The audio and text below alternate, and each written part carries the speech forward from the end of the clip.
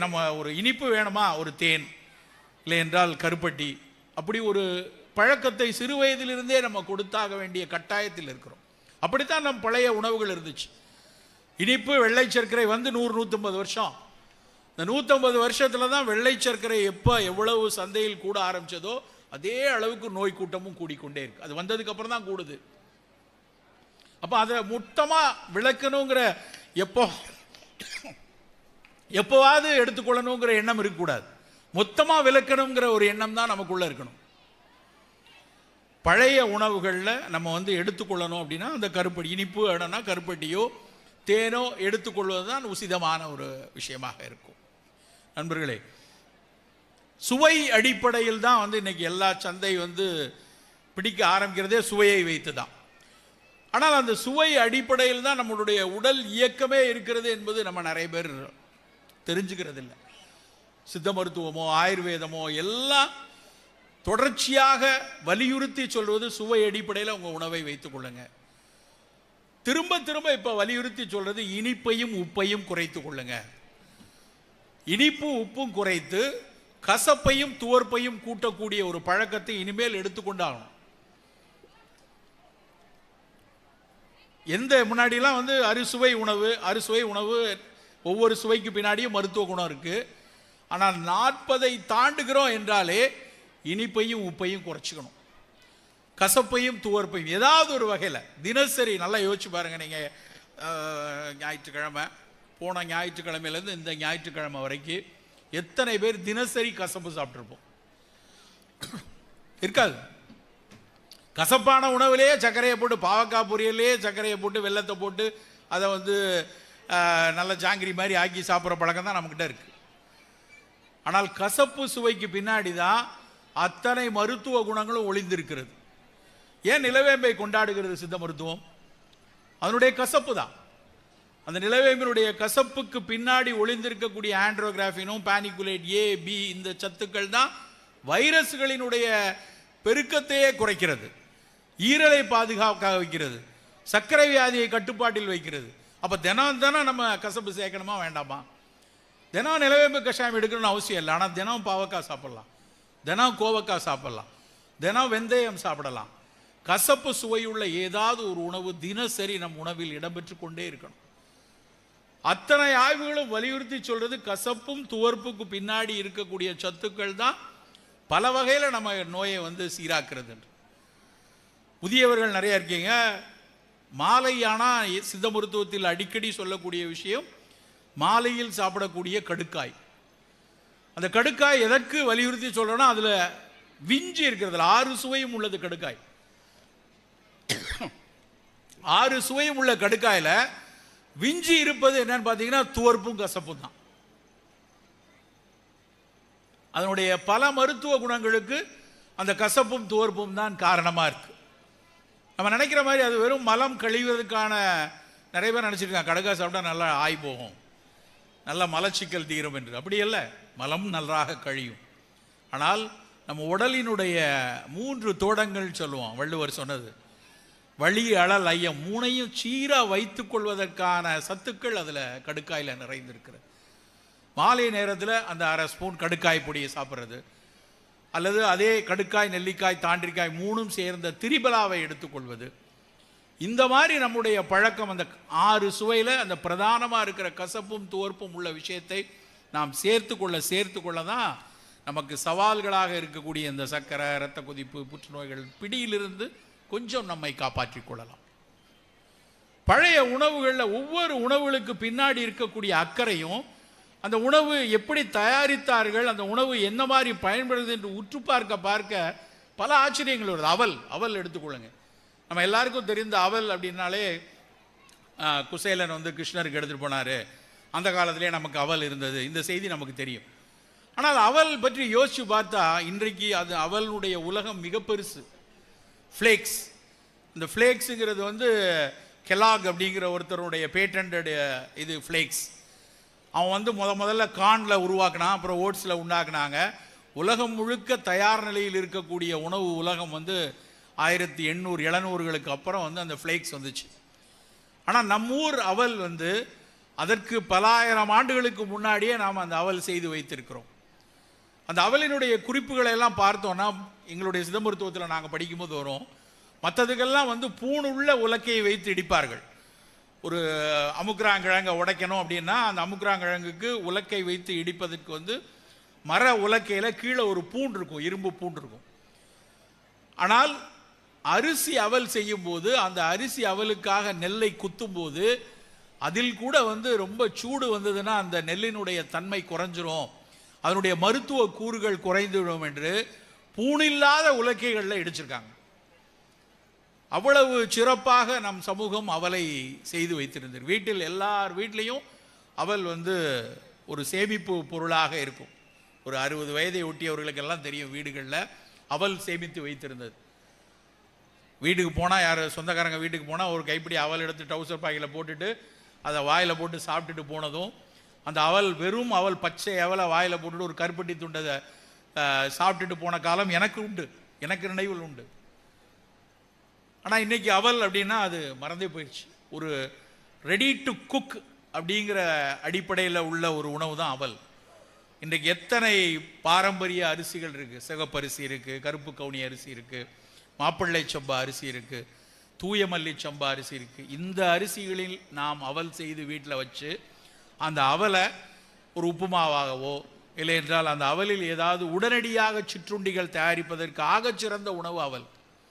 அதில் என்ன பலன் கிடைக்கிறதுன்னு பார்த்தோன்னா, அந்த நெல்லினுடைய தவிட்டில் இருக்கக்கூடிய சத்துக்களும் அந்த அவலில் சேமிக்கப்படும், உடனடியாக தயாரிக்க முடியும்.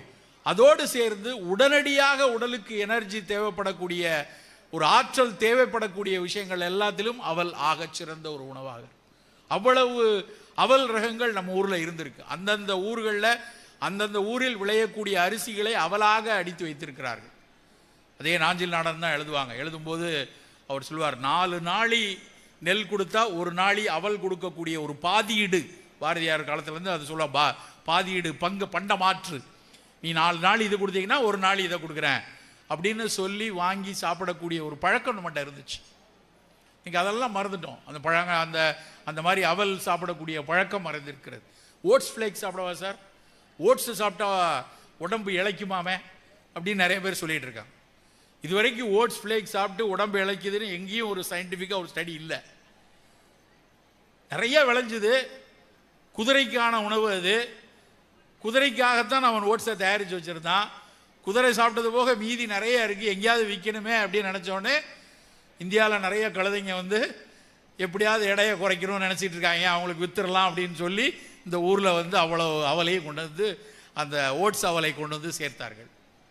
நமக்கு நம்ம ஊர் அவல் போதும், நம்ம ஊர் சம்பா அரிசி அவல் போதும், நம்ம ஊர் தூயமல்லி சம்பா போதும், நமக்கு ஊர் கருப்பு கவுனி அரிசி அவல் போதும். அந்த அவலை நம்ம பயன்படுத்தலாம்.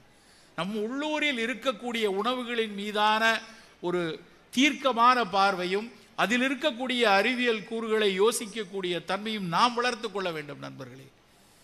வெளிநாட்டு பழங்கள், வெளிநாட்டு காய்கறிகள், வெளிநாட்டிலிருந்து வரக்கூடிய உணவுகள் மீதான பார்வை கூடிக்கொண்டே இருக்கு. திரும்ப திரும்ப அந்த சந்தை மிக சாதுரியமாக சமூக ஊடகங்கள் வழியாக நம்ம சட்டை பைக்குள்ளே வந்துடுது.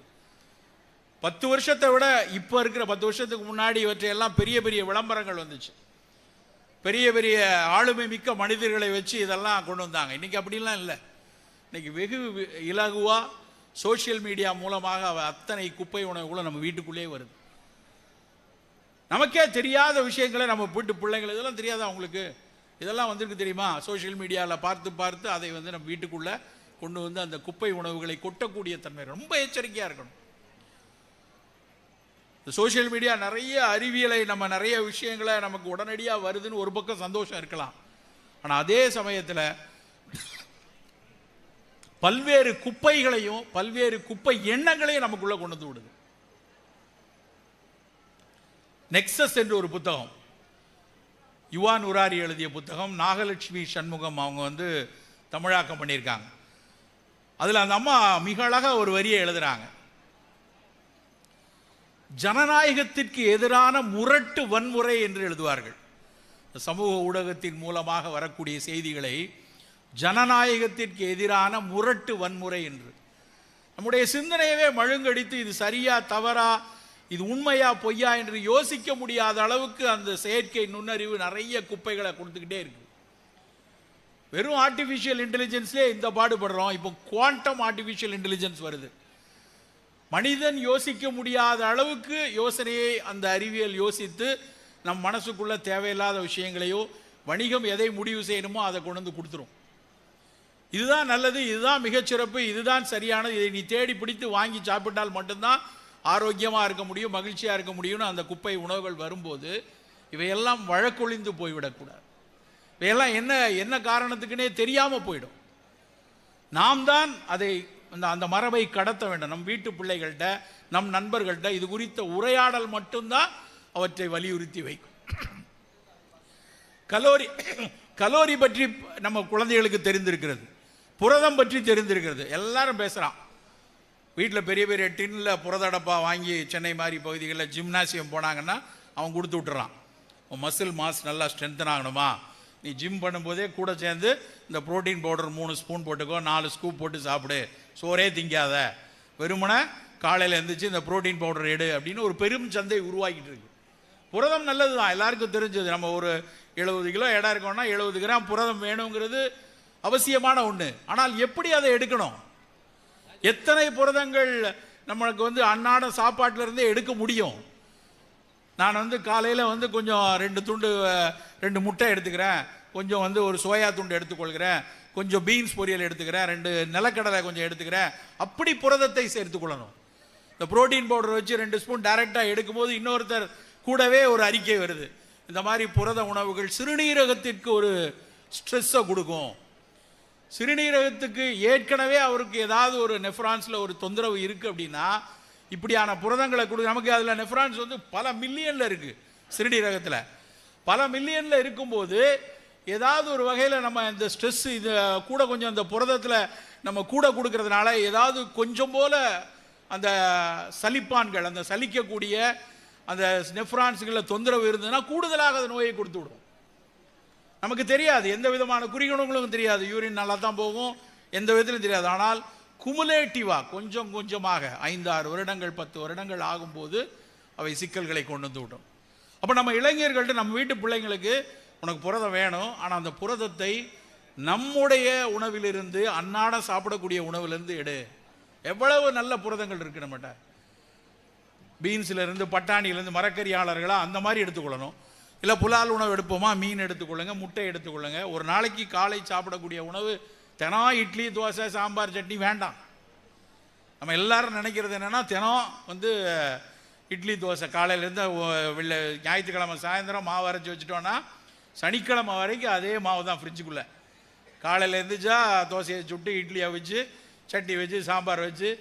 தெரியும், திருநெல்வேலியில் இருக்க பல பெண்கள்கிட்ட நான் கேட்கும்போது சொல்லுவோம், தான் வாழ்நாளில் 60 வருஷத்தில் 4,75,000 தோசை சுட்டுருக்கோம் சார் அப்படிம்பாங்க.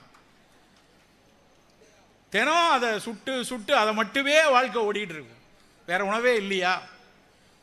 இப்போ காலை உணவு அப்படிங்கும்போது புரதம் மிகுந்த நல்ல ஒரு சுண்டலோ, கொஞ்சம் ஒரு முளை கட்டிய பயரோ, இல்லை நிலக்கடலையோ, பாதாம் பருப்போ, கொஞ்சம் சோயா துண்டோ, தோஃபு என்கிற சோயா பன்னீரோ, இல்லை பன்னீரோ, வெஜிடேரியன் அப்படி எடுத்துக்கொள்ளலாம். புலால் சாப்பிட்றவங்க அது கண்டிப்பாக 2 முட்டை எடுத்துக்கொள்ளலாம். அப்போ கிட்டத்தட்ட ஒரு 20-30 கிராம் புரதம் காலையில் நமக்கு கிடைச்சிரும். அப்படி எடுத்தால் மட்டும்தான் நம்மளுடைய எதிர்ப்பாற்றலை வலுவாக வைத்துக் கொள்ள முடியும்.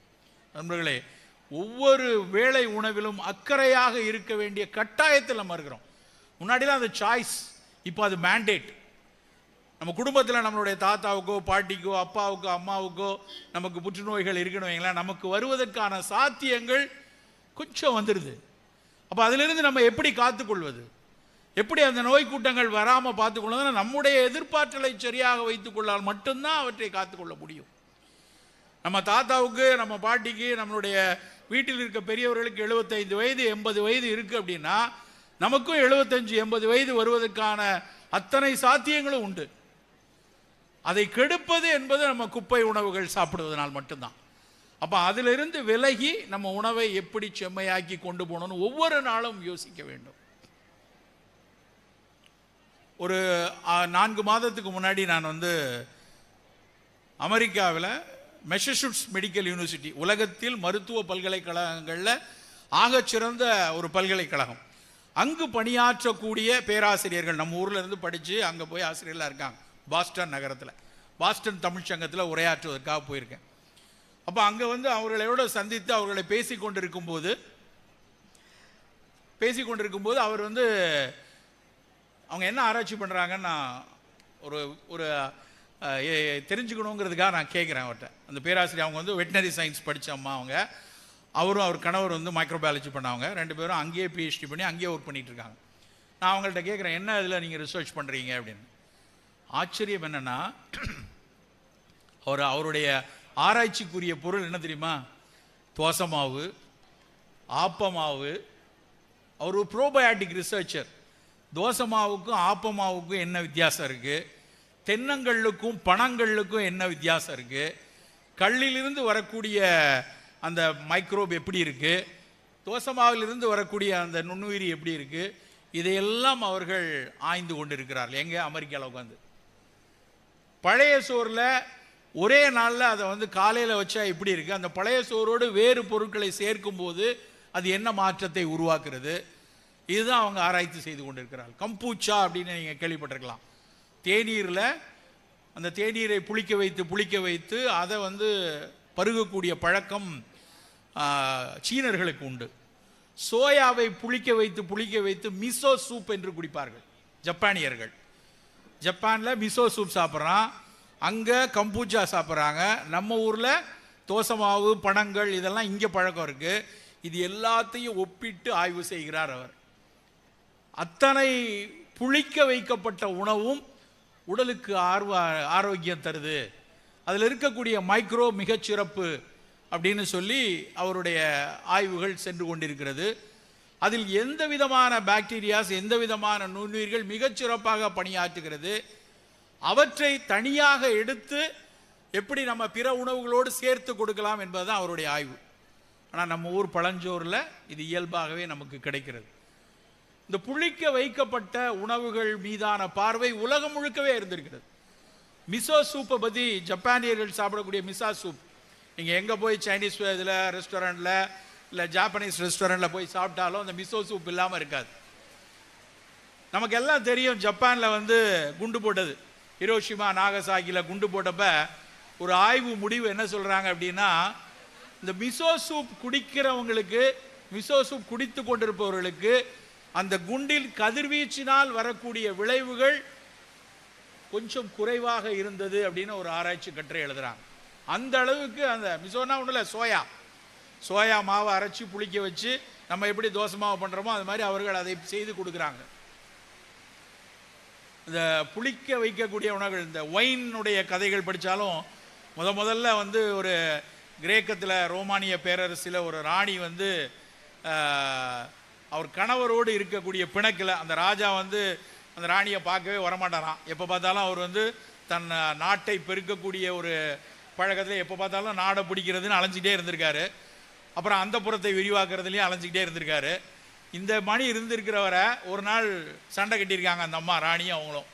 சண்டை கட்டி எதுவும் சரியாக வரலன்னொடனே கோவத்தில் ஒரு ஓரத்தில் திராட்சையை வந்து சேமித்து வைத்திருந்திருக்கிறார்கள். அது நாள்பட்டு புளிச்சு போயிடுச்சு, கெட்டு போயிருக்கு. பூஞ்சைகளாகி புளித்து கெட்டிருந்த திராட்சையை இதை சாப்பிட்டா நான் செத்து போகிறேன்னு எடுத்து குடித்தாங்களாம்.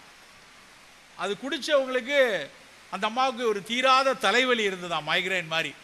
அந்த தலைவலி போய் அந்த உடலுக்கு ஒரு நல்லது நடக்கிற மாதிரி தெரிஞ்சு, அடடா புளிச்ச ஒரு திராட்சை ரசம் நலமாக இருக்கிறதே என்று யோசித்ததுனால விளைஞ்சது தான் இன்றைக்கி இருக்கக்கூடிய திராட்சை ரசம் ஒயின் அப்படிங்கிற ஒரு கருத்து, ஒரு கதை வந்து மேற்கத்திய இலக்கியங்களில் உண்டு. இந்த சோயா புளிக்க வைக்கிற மாதிரி ஆப்பிரிக்கர்களில் வந்து சிறுதானியங்களை புளிக்க வைத்து சாப்பிட்றாங்க. இப்போ ஒரு வருடம் இருக்கும்,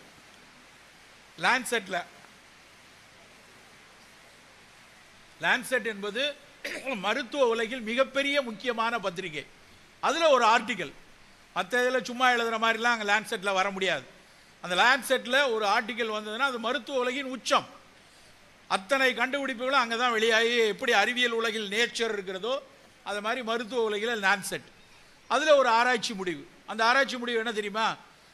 ஆப்பிரிக்காவில் கிளிமஞ்சாரோ அப்படின்னு ஒரு பகுதி கேள்விப்பட்டிருப்போம், டான்சானியாவில் கிளிமஞ்சாரோ. அந்த கிளிமஞ்சாரோவில் ஒரு 100 இளைஞர்களை எடுத்து அந்த 100 இளைஞர்களை 3 மாதம் அந்த நாட்டு மரபு உணவுகளை சாப்பிட வைக்கிறாங்க, அவங்க நாட்டு மரபு உணவுகள். அதுக்கப்புறம் 3 மாதம் கழித்து மேற்கத்திய உணவுகள், ஃப்ரெஞ்ச் ஃப்ரைஸு, கொக்கோ கோலா இதெல்லாம் வச்சு பர்கர், பீஸா அப்படின்னு இன்னும் ஒரு 3 மாதம் சாப்பிட்றாங்க. மறுபடியும் அதே பசங்களை திரும்ப 3 மாதம் பழைய உணவுகளை சாப்பிட வைக்கிறாங்க. மொத்தமாக ஒவ்வொரு 3 மாதத்துலேயும் அவனுடைய இரத்தத்தில் இருக்கக்கூடிய நோய் எதிர்ப்பாற்றலை புரோட்டியோனோமிக்ஸ்மாங்க, புரத கூறுகள் அத்தனையும் ஆய்வு செய்து, மிகப்பெரிய ஆய்வு அது. நம்ம ஊரில் நான் அந்த ஆர்டிக்கலை படித்தோடனே இங்கே இருக்கக்கூடிய தேசிய உணவியல் கழகத்தினுடைய தலைவர்கிட்ட நான் அந்த மெசேஜ் அப்படியே அதை ஃபார்வர்ட் பண்ணி நம்ம இங்கே செய்ய முடியுமான்லாம் கேட்டுட்டு இருந்தேன். அப்போ தான் அந்த ஆய்வு எவ்வளவு கடினமானது என்று தெரிந்தது. புற்றுநோய்க்கு எதிராக நம்ம உடலில் உருவாக்கக்கூடிய கூறுகளை அழிக்கக்கூடிய சத்துக்கள் எவ்வளோ இருக்குது, பிற நோய்கள் வராமல் நம்மை காப்பாற்றிக் கொள்ளக்கூடிய சத்துக்கள் எவ்வளோ இருக்குன்ட்டு மரபு உணவுகள் சாப்பிடும்போது அந்த 3 மாதம், பாரம்பரிய உணவு இல்லாமல் மேற்கத்திய உணவு சாப்பிட்ற அந்த 3 மாதம், மறுபடி பாரம்பரிய உணவுகள் சாப்பிடும்போது 3 மாதம், மொத்தம் 9 மாதங்கள் அந்த 100 இளைஞர்களும் ஸ்டடி பண்ணி லான்செட்டில் பப்ளிஷ் ஆயிருக்கு. என்ன முடிவு தெரியுமா? அந்த பாரம்பரிய உணவுகள் சாப்பிடும்போது அந்த இளைஞர்களின் எதிர்ப்பாற்றல் ஆகச் சிறப்பாக இருந்தது என்பதுதான். உடனே எனக்கு ஒரு ஆர்வம், என்னடா மரபு உணவு சாப்பிட்றாங்க ஆப்பிரிக்காவில் தெரிந்து கொள்ள வேண்டும் பார்த்தால், அவர்கள் ஒரு கஞ்சி சாப்பிட்றாங்க. வேற ஒரு கஞ்சி இல்லை, நம்ம ஊர் கேழ்வரகு கஞ்சி. நண்பர்களே, எடுத்து பார்த்தா அவன் மில்லட்டில் ஒரு கஞ்சி சாப்பிட்ருக்கான். வாழைப்பழத்தை புளிக்க வைத்து சாப்பிட்ருக்கான், அது ஒரு பேர், உகிலி அப்படின்னு ஒரு பேர். நீங்கள் இணையத்தில் தேடி பார்க்கலாம், நான் சொல்றது ஒன்றும் கதை கிடையாது. இணையத்தில் தேடி லான்செட் இது மாதிரி ஒரு ஆப்பிரிக்கன் டான்சானியன் ஃபுட் ரிசர்ச்னு போட்டிங்கன்னா கூகுள் சாட் ஜிபிடியில் உங்களுக்கு மொத்த பேப்பரும் டவுன்லோட் பண்ண முடியும். அவர்கள் சொல்கிறது என்ன, கடைசியாக அந்த ஆசிரியர் கடைசி பேரால் கன்க்ளூஷன் எழுதுகிறார், மரபு உணவுகளை சாப்பிடுவது, அன்னாடம் அதை எடுத்து கொண்டிருப்பது நேரடியாக நமக்கு ஒரு எதிர்ப்பாற்றல் கொடுக்கக்கூடியது. அதுக்காக தான் நம்ம திரும்ப திரும்ப இந்த விஷயத்தை மரபு உணவுகளை எடுக்கணும்னு சொல்லிக்கொண்டே இருப்பது. நண்பர்களே, நம்மக்கிட்ட அவ்வளவு சத்தான விஷயங்கள் நம்ம சுற்றி இருக்குது. இந்த திருநெல்வேலியிலேருந்து நாங்கள் அம்பாசமுத்திரம் பகுதியில் ஒரு தடவை போயிருக்கேன். நான் ஏதோ ஒரு பணிக்காக போயிருக்கேன். போயிட்டு வர்ற வழியில் ஒரு நெல்லிக்காய் தோட்டம், கொத்தாக நெல்லிக்காய் காய்ச்சிருக்கு. பார்த்தோடனே வண்டியை நிறுத்தி கொஞ்சம் நெல்லிக்காய் வாங்கணும் அப்படின்னு சொல்லிட்டு போய் கேட்டால், எவ்வளோ கேட்குறாங்கன்னு தெரியல, போய் கேட்டு வாங்கணும். ஒரு பையை தூக்கிட்டு போகிறேன். போனால் அவர்கிட்ட போய் கேட்டு, சார் நெல்லிக்காய் வேணும், எவ்வளோ விற்பீங்களா? தோட்டக்காரர் மாதிரி வாசலில் உட்காந்துருக்காருட்ட, நீ போய் எடுத்துக்கோப்பா, எவ்வளோ வேணும் எடுத்துக்கோ அப்படின்னாரு. நம்ம வெளிநாடுகள் எல்லாம் இந்த மாதிரியான பெரிய தோட்டங்கள், செரி பழங்கள், ப்ளூபெரி இருக்குது, ரோஸ்பெரி இருக்குன்னா நம்மளே போய் பறிச்சுட்டு அவங்க எடை போட்டி கொடுப்பாங்க. அதுக்குன்னே ஒரு கூட்டம் போய் வாங்கும்.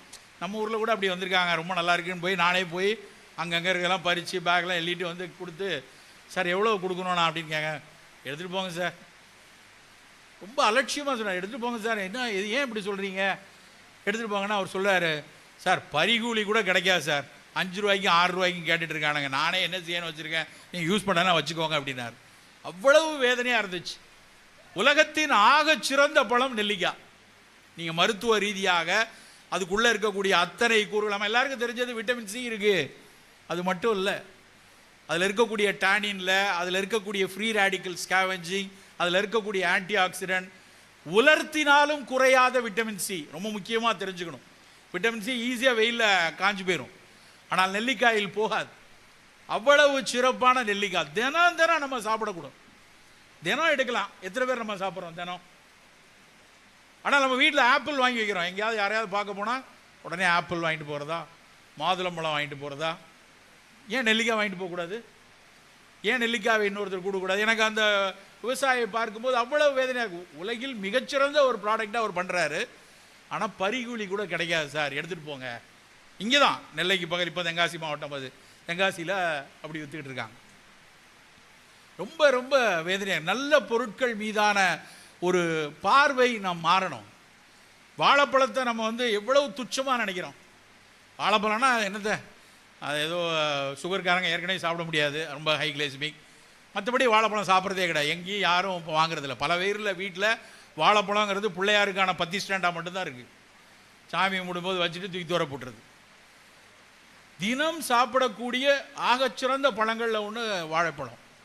மா, பலா, வாழை 3 தான் நம்ம கொண்டாடி இருக்கோம். ஆனால் நம்ம எனக்கு சில நேரத்தில் பார்க்கணும் பஞ்சாமிர்தம் அப்படின்னு, இப்போ பழனி பஞ்சாமிர்தம் நமக்கு எல்லாம் தெரியும். ஆக்சுவலாக அது பஞ்ச அமுது. பஞ்ச அமுதுனா மா, பலா, வாழை, நெய், தேன் 5 தான்.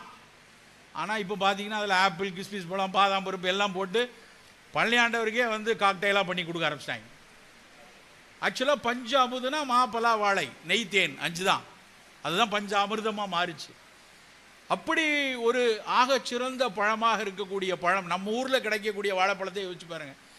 திருநெல்வேலி இந்த பக்கம், களக்காடு இந்த பக்கம், இந்த சற்று வட்டாரத்தில் கிடைக்கக்கூடிய நாட்டு வாழைப்பழம் சென்னையில் கிடைக்காது. இந்த நாட்டு வாழைப்பழத்தில் தொலியை உரிச்சிட்டோன்னா தொலி வந்துருச்சான்னு தெரியாது, அவ்வளவு நார் இருக்கும். அதனுடைய இனிப்பு ஒரு தேன்கனி பழம் மாதிரியோ இல்லை என்றால் வந்து ரொம்ப கோழிக்கூடு பழம் மாதிரியோ அவ்வளவு இனிப்பு இருக்காது. அந்த வாழைப்பழத்தில் இருக்கக்கூடிய பொட்டாசியமும் அந்த நார் சத்தும் குழந்தைகளுக்கு அவ்வளவு சிறப்பு. சர்க்கரை வியாதிக்காரங்க எடுக்க வேண்டாம், சர்க்கரை வியாதிக்கு அது ஹை கிளைசமிக் ஃபுட், நிச்சயமாக அது ஆகாது. ஆனால் மற்ற அத்தனை குழந்தைகளுக்கு நம்ம ஒரு வாழைப்பழம் கொடுக்கலாம். பெரியவர்கள் அத்தனை பேரும் சர்க்கரை வியாதிக்காரங்களாக இருந்தாலும் அத்தனை பேரும் நெல்லிக்காயை சாப்பிடலாம். ஏன் அதை விளக்குறோம்? நம்ம போய் ஸ்ட்ராபெரி வாங்கலாமா பிள்ளைகளுக்கு? ப்ளூபெரி கிடைக்குமா? நட்ஸ் அண்ட் ஸ்பைசஸ்னு ஒரு கடை உண்டு எங்கள் ஊரில் சென்னையில். 100 கிராம் 400 ரூபாய்க்கு விற்கிறான் ட்ரை ப்ளூபெரி. அப்படி என்னடா அதில் இருக்குது? அந்த ப்ளூபெரியில் இருக்கக்கூடிய அதே ஆந்தோசைனின் தான் நம்ம ஊர் நவ்வாப்பழத்தில் இருக்குது. நம்ம ஊர் நவ்வாப்பழம் சாப்பிட்டோடனே வாயெல்லாம் கருநீளமாக ஊதாவாக மாறுறதுக்கான அந்த நிறம் வந்து அதில் பழத்தில் இருக்கக்கூடிய அந்த ஆந்தோசைனின் தான். அப்போ நம்ம ஊர் பழத்தை சாப்பிடாம நம்ம போய் வெளிநாட்டில் ப்ளூபெரி, ஸ்ட்ராபெரி எல்லாம் எதுக்கு? நம் மரபு உணவுகள் ஒவ்வொன்றுக்கு பின்னாடி ஒரு நீண்ட அனுபவம் இருக்குது. குப்பைகள், பழைய விஷயங்களில் குப்பை இருக்குது, அதை தூக்கி எறியவும் தயாராக தான் இருக்கணும். நான் எப்பொழுதும் வந்து பழமையெல்லாம் மிகச்சிறப்பு, புதுசே தப்புன்னு சொல்லக்கூடிய ஆள் கிடையாது. நவீன அறிவியலை கற்றுக்கொள்ளணும், நவீன அறிவியல் வழியாக அதை பார்க்க வேண்டும், நவீன அறிவியல் வழியாக இதற்றையெல்லாம் ஏன் புறந்தள்ளக்கூடாது என்று யோசிக்க வேண்டும் தான் திரும்ப திரும்ப வலியுறுத்தி சொல்வது. நம்ம ஊர் கஞ்சியாக இருக்கட்டும், நம்ம ஊர் பழங்களாக இருக்கட்டும், கசப்பு காய்களாக இருக்கட்டும், அன்றாட உணவில் எடுக்கணும். எவ்வளவு எவ்வளவு நுட்பமாக ஒவ்வொரு உணவுலையும் தயாரிச்சிருக்காங்க. ஒரு முறை ஒரு ஒரு புத்தகத்தை வாசிச்சுட்டு இருக்கிறேன். அப்போ வந்து அந்த புத்தகத்தில் தமிழர்களுக்கு ஆவியில் வேக வைத்த உணவு இந்தோனேஷியாக்காரன் வந்தப்புறம் தான் தெரிஞ்சுது. இட்லி அப்படிங்கிறது வந்து அவி, இட்லிங்கிறது நம்மக்கிட்ட கிடையாது. 14ஆம் நூற்றாண்டில் தான் 13ஆம் நூற்றாண்டில் தான் இந்தோனேஷியர்கள் வந்ததுக்கு அப்புறம் தான் ஆவியில் வந்த உணவை கண்டுபிடிச்சாங்க அப்படின்னு ஒரு பெரிய எழுத்தாளர் அவருடைய புத்தகத்தில் எழுதியிருந்தார். நாங்கள் சித்த மருத்துவத்தில் படிக்கும்போது அஸ்வகந்தாங்கிற அமுக்கராங்கிழங்கை வந்து ஆவியில் அதை வேக வச்சு தான் சீராக்குவோம், சுத்தி செய்வோம். அப்போ ஏன் நீரில் ஆவியை வச்சு செய்யக்கூடிய உணவு நம்மகிட்ட எதுவும் இல்லையா அப்படின்னு யோசிச்சு பார்த்தா சடார்னு ஞாபகம் வருது புட்டு. இந்த புட்டு செய்வதற்கென்று தோண்டி என்று ஒரு பொருள் இருக்கும். இந்த தோண்டிங்கிற சொல் வந்து எத்தனை பேருக்கு அறிமுகம்னு தெரியல.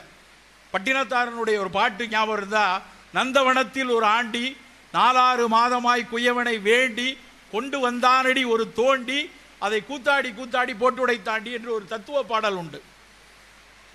அந்த கொண்டு வந்தானடி ஒரு தோண்டின்னு இருக்கு இல்லையா, அது வந்து மண் தோண்டி. தோண்டிங்கிறது வந்து கழுத்து நீளமாக இருக்கக்கூடிய ஒரு கலையம். அந்த தோண்டியில் மூங்கில் குழலை கரெக்டாக சொருகுவாங்க. அந்த மூங்கில் குழல் எப்படி இருக்கணும்னு நம்ம தமிழ் சமூகம் மிகச்சரியாக அன்றைக்கு சொல்லியிருக்கான்.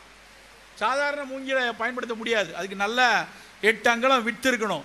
நார்மலாக இந்த மாதிரி இது கட்டுறதுக்காக வைக்கக்கூடிய சாமியை சப்பரம் தூக்குறதுக்கு ஒரு இது வச்சுருப்பாங்களா களி, அந்த மூங்கில் களியில் கணுவை வெட்டி அதை அந்த தோண்டியில் சொருகி அதுக்கு நடுவில் வந்து தேங்காய் சில்லு வைப்பாங்க. அந்த தேங்காய் சில்லில் இருக்கிற கண்ணு வழியாக தண்ணி நீராவி மேலே போகும். அந்த மூங்கில் குழலில் சில்லை வச்சு அதுக்கு மேலே தேங்காய் பூ, அதுக்கு மேலே அரிசி மாவு, அதுக்கப்புறம் தேங்காய், அதுக்கப்புறம் அரிசி மாவு, அதுக்கப்புறம் தேங்காய், அப்படி வச்சு ஒரு வெள்ளை துணியை ஆடை கட்டி கீழே தண்ணியில் வேக வச்சாங்கன்னா அந்த ஸ்டீம் மேலே போய் புட்டை அவிக்க வைப்பாங்க. அந்த புட்டு அவித்து வரக்கூடிய வாடையை வைத்து இது முழுமையாக வெந்து விட்டதா என்று அறிந்தார்கள். நம்மால் ஸ்டீம் இன்ஜின் கண்டுபிடிக்கல, அது உண்மைதான். நீராவியை வச்சு புட்டை வேக வச்சிருக்காங்க. அப்போ ஆவியில் வெந்த உணவுகள் நமக்கு தெரியாதுன்னு எப்படி சொல்ல முடியும்? புட்டுக்கு மண் சுமந்த கதையை சிவபெருமான் காலத்திலாம் படிச்சிருக்கோம். புட்டு எப்படி அவல் பழைய உணவோ, புட்டு அப்படி பழைய உணவு. இப்போ நம்ம ஊரில் அவ்வளவு நல்ல உணவுகள் இருந்திருக்கு. அப்படி ஒரு ஸ்டீம் குக்குடு ஃபுட்டுக்குன்னு மருத்துவ குணம் இருக்குது. நீங்கள் ஃப்ரைடு ஃபுட்டுக்கும் ஸ்டீம் குக்குடு ஃபுட்டுக்கும் நிறைய வித்தியாசம் இருக்குது. ஆவியில் வேகும்போது அந்த அரிசியினுடைய சத்துக்கள் மாறாது. இப்போ நம்ம கொண்டாடுறோமே மாப்பிள்ளை சம்பா, கருப்பு கவுனி, நாம் ஏன் புட்டுக்கு அதை பயன்படுத்தக்கூடாது? புட்டுக்கு அது மாதிரி நம்ம வேக வைக்கும்போது ஒரு சஸ்டைன்டு ஹீட் அந்த மாவில் கிடைத்து அந்த மாவு வந்து சத்தான ஒரு மாவாக நமக்கு கிடைக்கும். மாப்பிள்ளை சம்பா அரிசியை இதே மாதிரி வறுத்து புட்டு மாவாக செய்து இதே போல் நம்ம வந்து புட்டு செய்து நம்ம சாப்பிட்டோம் அப்படின்னா அது நிச்சயமாக அந்த மாப்பிள்ளை சம்பாவினுடைய அந்த அந்த அரிசியினுடைய மருத்துவ குணமும் பெரியதளவு கெடு போகாமல் வேக வைத்து நமக்கு கிடைக்கும். நண்பர்களே, நம் உணவை அந்த அளவுக்கு நாம் பக்குவப்படுத்தி நம்ம சாப்பிட்ருக்கோம், பக்குவப்படுத்தி நம்ம எடுத்திருக்கோம். ஆனால் அவற்றையெல்லாம் மறந்து குப்பை உணவுகளுக்குள்ளே போகிறோம். சிறுதானியங்களை திரும்ப கொண்டாடுவதற்கான அடிப்படை காரணம் அதில் இருக்கக்கூடிய ரெசிஸ்டன்ட் ஸ்டார்ச். அன்னைக்கு தெரியாது சிறுதானியம். முதலெல்லாம் நாங்கள் பேசும்போது சிறுதானியத்தை பற்றி பேசினா அதுவும் ஸ்டார்ச் தானே, ஏன் அதை போய் சொல்லிகிட்டே இருக்கீங்க? திணையில் ஸ்டார்ச் இல்லையா, வரகுல ஸ்டார்ச் இல்லையா, ராகியில் ஸ்டார்ச் இல்லையாமாங்க. ஸ்டார்ச் இருக்குது, ஆனால் அது சாதாரண ஸ்டார்ச் இல்லை, டக்குன்னு டீக்ரேட் ஆகி சர்க்கரையை கூட்டக்கூடிய ஸ்டார்ச் இல்லை. அதில் இருக்குது ரெசிஸ்டன்ட் ஸ்டார்ச். அது மெல்ல தான் ஜீரணிக்கும். அதனால தான் ராத்திரியில் சாப்பிட மாட்டாங்க, ரொம்ப நிறைய சாப்பிட முடியாது, குறைவாக. அரிசியை வெள்ளை அரிசி சாப்பிட்ற மாதிரி வரகரிசி சோறு சாப்பிட முடியாது, குறைவாகத்தான் சாப்பிட முடியும். அதுக்கு காரணம் அது லேஸில் பிரேக் ஆகாது. லேஸில் பிரேக் ஆகலை அப்படின்னாலே அது சர்க்கரை வியாதிக்கு நல்லது. வேகமாக உட்கிரகித்தால், வேகமாக அந்த அரிசியினுடைய குளுக்கோஸ், இப்போ நார்மலாக வெள்ளை அரிசியை வேக வச்சு வாயில் போட்டோம்னா வாயில் இருக்க உமிழ்நீரில் இருக்கக்கூடிய சலைவரி அமைலேஸே அதை பிரேக் பண்ணிடும். அதுவே வந்து டக்குன்னு குளுக்கோஸ் அப்சார்ப் பண்ண ஆரம்பிச்சிடும். படுவேகமாக சர்க்கரை ரத்தத்தில் ஏறும். ஆனால் வரகரிசி சோறில் இருக்கக்கூடிய ரெசிஸ்டன்ட் ஸ்டார்ச்சோ பிற சிறுதானியங்களில் இருக்கக்கூடிய ரெசிஸ்டன்ட் ஸ்டார்ச்சோ அவ்வளோ வேகமாக ஏறாது. புட்டு மாவுக்கு நம்ம ஊரில் நம்ம அரிசி வெள்ளை அரிசி மாவை வச்சு பண்ணுறோம். இலங்கையில் ஒடியன் மாவை பயன்படுத்துகிறார்கள். ஒடியன்னா என்ன தெரியுமா? பனமாவு, பனங்கிழங்கு மாவு. பனங்கிழங்கின் மாவை வந்து பனங்கிழங்கை பற்றி அந்த பாடல் வந்துருச்சு ஒரு புறநானூரில், நாராயணன்னு ஒரு பாட்டு இருக்குது. வறுமையில் சாப்பிடக்கூடிய ஒரு உணவாக அந்த பனங்கிழங்கை அந்த காலத்தில் அப்படி சாப்பிட்ருக்காங்க. இன்றைக்கு ஒடியனை உற்று பார்க்கக்கூடிய மருத்துவ உலகம் இருக்கிறதுலே அதிக ரெசிஸ்டன்ட் ஸ்டார்ச் அதில் தான் இருக்குது அப்படின்னு கண்டுபிடிச்சிருக்காங்க. நீங்கள்லாம் 2 நாளைக்கு முன்னாடி தொலைக்காட்சியில், நிறைய தொலைக்காட்சியில் வந்தது, மத்திய அரசாங்கத்தினுடைய ஒரு நேஷனல் இன்ஸ்டியூட் ஆஃப் டிரான்ஸ்டிசிப்ளினரி ரிசர்ச்னு திருவனந்தபுரத்தில் இருக்குது. அதனுடைய டைரக்டர், அதனுடைய மிகப்பெரிய விஞ்ஞானி, அவர் வந்து ஒரு அரிசியை அறிமுகப்படுத்தி இருக்கிறார். டாடா நிறுவனம் அதை வந்து சந்தைப்படுத்துவதற்காக மத்திய அரசிடமிருந்து அது அதனுடைய லைசன்ஸ் உரிமையை வாங்கியிருக்கு. நிறைய பேர் எனக்கு கேட்டாங்க, சார் சர்க்கரை வியாதியே வராதமே அந்த அரிசி வந்து, அந்த அரிசிக்கு டிசைனர் ரைஸ் அப்படின்னு, லோ ஜிஐ டிசைனர் ரைஸ் அப்படின்னு வச்சுருக்காங்க. எப்படி சார்னா அதனுடைய நுட்பம் என்னென்றால் அதில் அவங்க கொஞ்சம் கூடுதல் புரதம், இந்த ரெசிஸ்டன்ட் ஸ்டார்ச் சேர்த்து அந்த ரைஸ் கர்னலை கொண்டு வந்திருக்காங்க. அதில் ஒரு பேட்டன்ட் இதாக மத்திய அரசினுடைய அந்த நேஷனல் இன்ஸ்டியூட் ஆஃப் டிரான்ஸ்டிசிப்ளினரி ரிசர்ச் வந்து அதை செய்து டாடா நிறுவனம் இது சர்க்கரை வியாதிக்காரர்களுக்கு சந்தைப்படுத்தலாம் என்று ஆரம்பித்திருக்கிறார்கள். அதற்கான பின்னணியும் அது ரெசிஸ்டன்ட் ஸ்டார்ச் தான். அப்போ நம்ம என்ன யோசிக்கணும்? நம்ம உணவு தினம் சாப்பிடக்கூடிய உணவில் வேகமாக ரத்தத்தில் சர்க்கரை சேர்க்காத உணவுகள் என்னன்னு தேடினா அங்கேயும் நம்ம மரபு உணவுகள் நமக்கான விடையோடு இருக்குது. ஏன் தினம் நம்ம வந்து பொங்கலை பச்சரிசியில் செய்யணும், புழுங்கல் அரிசியில் செய்யக்கூடாதா? புழுங்கல் அரிசி பச்சரிசியை விட புழுங்கல் அரிசி கொஞ்சம் கிளைசிமிக் இண்டெக்ஸ் குறையும். அந்த புழுக்கம் கிடைச்சி அந்த அரிசி நெல்லோடு சேர்ந்து வேகும்போது கொஞ்சம் அதனோட அமைலோ பெக்டின் அப்படிம்பாங்க. அமைலோஸுங்கிறது குளுக்கோஸில் இருக்கிற சர்க்கரை. அது அமைலோ பெக்டின் காம்ப்ளெக்ஸ் கூடுச்சுன்னா கொஞ்சம் மெதுவாக சர்க்கரை கொடுக்கும். புழுங்கல் அரிசி பெட்டர் பச்சரிசியை விட. அதை விட பெட்டர் சிறுதானியத்தில் பொங்கல் சாப்பிட்றது. அதே சுவைதான் இருக்க போகுது, அதே சூடாக அதே சுவை, கூடுதலாக ரெசிஸ்டன்ட் ஸ்டார்ச் கிடைக்குது, கொஞ்சம் துளி புரதம் கூட கிடைக்குது, அந்த லைகோபின் என்கிற அந்த அந்த ஃபினாலிக் காம்பவுண்ட்ஸ் கூட கிடைக்குது, கூட இருக்கக்கூடிய அதில் இருக்கக்கூடிய மைக்ரோ நியூட்ரியன் மற்ற அரிசியில் இருக்கிறத விட கொஞ்சம் கூடுதலாக மைக்ரோ நியூட்ரியன் கிடைக்குது. நம்ம அதுக்காக இதை சாப்பிட்ட உடனே அந்த நோய் பேர் இந்த நோய் பேரும் சொல்லலை. பட் தினம் நம்ம எடுக்கக்கூடிய உணவுகளில் இப்படியான சத்துக்களை தேடி எடுக்க வேண்டிய கட்டாயத்தில் இருக்கிறோம் நண்பர்களே. பழைய தமிழர் உணவை திரும்பவும் வலியுறுத்தி சொல்வதற்கான காரணம், பழந்தமிழரில் புட்டு அவிக்கும் போது புட்டுக்கு அவன் பேட்டன்ட் வைக்கல, அவல் செய்கிறதுக்கு அவன் காப்புரிமை வச்சு அதை சந்தைப்படுத்த வேண்டும் என்பதற்காக அன்றைக்கு உருவாக்கலை. அன்றைக்கு உருவாக்குனது எல்லாம் இது நலம் பயக்கும், இது மக்களுக்கு நல்லா இருக்கும், கொஞ்சம் சேமித்து வைத்துக் கொள்ளலாம், வறுமையை போக்கும், பசியுள்ள காலத்தில் எனக்கானது, அப்படித்தான் அன்றைய உழவும் அன்றைய உழவிலிருந்து வந்த பொருட்களும் இருந்துச்சு. ஆனால் இன்றைக்கு அப்படி இல்லை. இன்றைக்கு எல்லாவற்றிற்கு பின்னாடியும் காப்புரிமைகளும் வணிக சித்தாந்தங்களும் ஒட்டி கொண்டு இருக்கிறது. அப்போ அவற்றை கொஞ்சம் எச்சரிக்கையோடு அணுக வேண்டிய கட்டாயத்தில் தான் இருக்கும். அதனால்தான் மீண்டும் மீண்டும் வலியுறுத்தி சொல்வது, பழைய உணவுகளை சற்று உற்று பார்க்கணும். அதில் ஏதேனும் நம்ம மருத்துவத்துக்கு நலமாக இருக்கக்கூடிய விஷயத்தை தினசரி பழக்கமாக வச்சுக்கொள்வோம். தினம் இதை எடுக்கும்போது தான் அந்த சர்க்கரை, இரத்த கொதிப்பு, புற்றுநோய்களினுடைய தாக்கத்தை நம்ம குறைக்க முடியும். உப்பை குறைச்சு கொள்ளணும். உப்பில்லா பண்டம் குப்பையிலேன்னு சொன்ன சமூகம், அவன் சொன்ன அர்த்தமே வேற. இந்த உப்பு போடலைன்னா இது கெட்டு போயிடும், அது கிடக்கூடிய பொருள், உப்பு அதனுடைய கெடுக்கக்கூடிய வேகத்தை குறைக்கும், அதனால தான் ஊறுகாய் போட்டு வையினா. அதுக்காக உப்பை தினம் சாப்பாட்டில் எல்லாத்துலேயும் அதிகமாக போட்டு சாப்பிடணும் எந்த இலக்கியத்திலும் சொல்லலை, உணவு இலக்கியங்களில் எதுலேயும் கிடையாது. ஆனால் நம்ம உப்பை அளவுக்கு அதிகமாக போடுறோம். எந்த அளவுக்கு அதிகமாக போடுறோன்னா, உலகத்திலேயே, நான் சும்மா சொல்லலை, டேட்டாவோட சொல்கிறேன், உலகத்திலேயே மிக அதிகமாக உப்பு சாப்பிடக்கூடிய ஒரே கூட்டம் நம்ம தான். ஆனால் அந்த அளவுக்கு நமக்குலாம் சொரணா இருக்கான்னு தெரியல, அது வேற விஷயம். ஆனால் உலகத்தில் அவன் சொல்றது பர் டே 4 கிராம்ஸ் தான். ஒரு நாளைக்கு 4 கிராம் தான் அவர்கள் எடுக்க சொல்கிறார்கள். நாம் எடுப்பது நல்ல வீட்டில் போய் நல்ல கணக்கு போட்டு பாருங்க.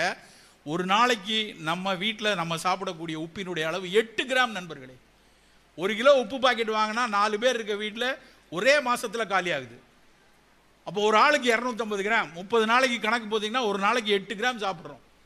உலகத்தில் மற்ற எல்லார்களை விட நமக்கு நெஃப்ரான்ஸ் அளவு கம்மி. உண்மை. ஒரு ஆப்பிரிக்க நண்பருக்கோ இல்லை ஒரு மங்கோலிய நண்பருக்கோ இல்லை மேற்கத்திய நாட்டில் இருக்க நண்பருக்கோ இருக்கிற நெஃப்ரான்களின் அளவை விட இந்தியர்கள், ஆசியர்களுடைய நெஃப்ரான் அளவு சற்று குறைவு. அப்போ அவனை விட உப்பு நம்ம கம்மியாக சாப்பிடணும், ஆனால் அவனை விட அதிகமாக சாப்பிட்றோம். விளைவு என்ன தெரியுமா? சர்க்கரை வியாதியில் சிறுநீரக கோளாறு வரக்கூடிய நண்பர்கள் நம்ம ஊரில் தான் மிக அதிகம். மற்ற ஊரில் டயபெட்டிக் வந்தால் வரக்கூடிய மைக்ரோவாஸ்குலார் டேமேஜை விட நம்ம ஊரில் மிகப்பெரிய அளவில் கூடிக்கொண்டே இருக்கிறது. ஸோ எல்லா நோய்களும் நம்மை துரத்தக்கூடிய அந்த தொற்றாத வாழ்வியல் நோய்களையும் நாம் நிறுத்த, கட்டுப்பாடில் வைப்பதற்கான முதல் மெனக்கடல் இருக்க வேண்டிய இடம் உணவு. அந்த உணவை முதலில் நம் பழந்தமிழர் உணவில் தேடுவோம். சில நேரத்தில் அது கிடைக்காம போகலாம், இந்த சத்து அதில் இல்லை, பழைய உணவுகளில் இல்லை. அப்போ புதுமையாக இன்றைக்கு நவீன அறிவியல் சொல்லக்கூடிய விஷயத்தில் பாதுகாப்பான விஷயத்தை எடுத்துக்கொள்ளும். ஒமேகா 3, ஒமேகா 6 இன்னைக்கு ரொம்ப முக்கியமானதாக உலகம் முழுக்க வலியுறுத்தப்படுது. அதான சால்மன் ஃபிஷ்ஷில் தான் நிறைய இருக்குது, இல்லைன்னா ஃப்ளாக்ஸ் சீடில் கொஞ்சம் இருக்குது, சில வகையான ஆல்கேஸில் இருக்குன்னு கண்டுபிடிச்சிருக்காங்க. இது நம்ம அன்னாடம் சாப்பிடக்கூடிய புளிக்குழம்புலையோ சாம்பார்லையோ ரசத்துலையோ இல்லை, நம்ம ஊர் மீன்களில் இல்லை. ஆனால் அந்த ஒமேகா 3 அமிலங்கள் சாப்பிடுவது அந்த கெட்ட கொழுப்பு போய் குருதியினுடைய நாளங்களில் போய் படிகிறத குறைக்குதுன்னு கண்டுபிடிக்கிறான். அப்போ சால்மன் ஃபிஷ் கிடைச்சா அதை வாங்கி சாப்பிட்றதோ இல்லைன்னா அதனோட ஃபிஷ் ஆயில் எடுத்துக்கொள்றதோ தப்பு இல்லை. ஆனால் அதை விட்டு எல்லா உணவுகளையும் நவீன உணவுகளுக்கு பின்னாடி நம்ம போகிற ஒரு பழக்கத்தை நாம் மாற்ற வேண்டும். நண்பர்களே, இறுதியாக ஒரே ஒரு விஷயத்தை மட்டும் சொல்லி முடித்துக் கொள்ளலாம் என்று நினைக்கிறேன். நம்ம சர்க்கரை கூடுது, இரத்த கொதிப்பு கூடுது, புற்றுநோய்கள் கூடுது, இதெல்லாம் புள்ளி விவரங்கள் சொல்லக்கூடிய உண்மை. அதைத்தான் இவ்வளோ நேரம் அதை பாதுகாப்பாக நம்ம உணவில் எடுத்துக்கொள்ளணுங்கிறத திரும்ப திரும்ப சொல்கிறேன்.